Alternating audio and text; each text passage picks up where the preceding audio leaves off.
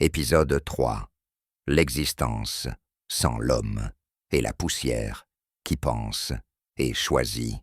Avant que l'homme ne foule la terre, avant qu'un cœur ne batte, avant qu'un œil ne s'ouvre ou qu'un nom ne soit prononcé, il existait une réalité plus vaste, plus ancienne, plus silencieuse. Ce n'était pas le vide, mais une plénitude. Ce n'était pas l'absence, mais une présence. Un monde sans l'homme, mais non sans sens. Un monde sans témoin humain, mais pleinement habité par la volonté du Créateur. Car l'existence n'a jamais dépendu du regard de l'homme pour être réelle. Comme le rappelle le Coran, « Je ne les ai pas pris comme témoins de la création des cieux et de la terre, ni de leur propre création, et je n'ai pas pris comme assistants ceux qui égarent. » L'univers existait par la seule volonté de Dieu. Il brillait sans spectateur. Il portait déjà l'empreinte d'un dessein. Les étoiles scintillaient dans le silence cosmique. Le temps n'avait pas encore reçu de mission. Le silence n'était pas vide. Il vibrait de l'invisible. Avant toute chose, Dieu était. Seulement Dieu. Sans espace, sans temps, sans frontières. Il n'était contenu dans rien, mais tout viendrait à dépendre de lui pour exister. Il n'attendait rien, il ne manquait de rien, il se suffisait à lui-même. Il était la vie avant la vie, la lumière avant la lumière, l'être avant tout être. Ce n'est pas le monde qui a rendu Dieu réel, c'est Dieu qui a rendu le monde possible. Avant toute parole, il était silence. Avant toute clarté, il était lumière. Avant toute vibration, il était source. Dieu est plénitude par essence. Il n'a ni commencement, ni fin, ni besoin. Et cette présence absolue était déjà amour, déjà sagesse, déjà vérité.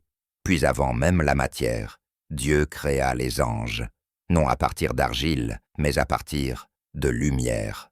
Les anges furent les premiers témoins de la majesté divine. Des êtres faits pour adorer, faits pour obéir. Ils ne mangent ni ne boivent, ne dorment ni ne doutent. Ils ne transgressent jamais. Chacun a une mission, une fonction connue de Dieu seul. Ils entourent le trône. Ils glorifient sans lassitude. Ils se prosternent sans fatigue. Leur voix s'élève dans une louange continue. Leurs ailes battent au rythme de l'adoration. Ils disent sans cesse « Gloire à notre Seigneur le Très-Haut ». L'univers spirituel était alors un sanctuaire intact.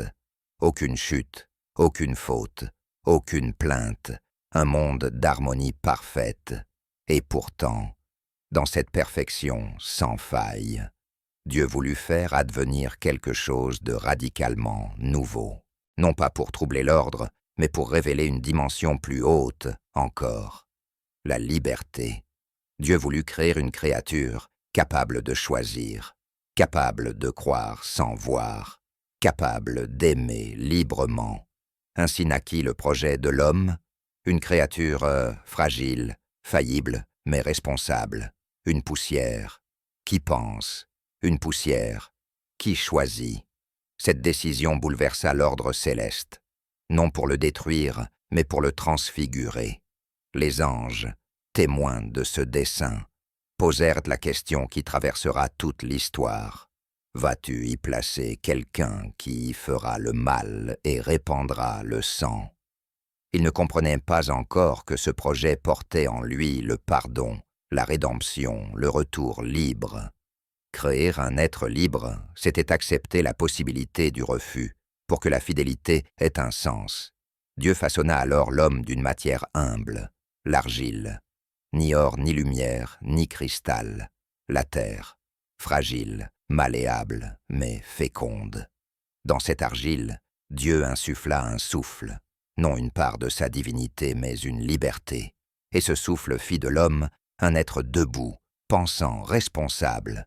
L'homme pouvait dire oui ou non, croire ou nier, aimer ou s'éloigner. Dieu savait la chute, il savait l'erreur, mais il savait aussi le repentir, le retour, la prosternation libre, car rien n'est plus précieux qu'un cœur qui revient vers Dieu sans y être contraint. Puis le rideau se leva, le temps se mit en mouvement, l'univers visible naquit, la matière entra en scène, les lois furent posées, et l'homme apparut, ni ange, ni bête, mais pont entre le ciel et la terre, les pieds dans la poussière, le regard tourné vers l'infini. Dieu lui parla, il lui apprit les noms, il lui montra le chemin. L'homme écouta, l'homme choisit, et l'histoire commença, une histoire ouverte, tendue entre la chute et le salut, entre la liberté et la promesse. Depuis, l'homme avance, tombe, se relève. Dieu le voit, Dieu l'attend, Dieu l'accompagne. Et un jour, le rideau tombera, non pour le néant mais pour l'éternité, car l'histoire n'est pas un accident, elle est une épreuve, une marche vers le retour. Et ce retour est le secret ultime de toute existence, revenir librement vers celui qui nous a aimés le premier.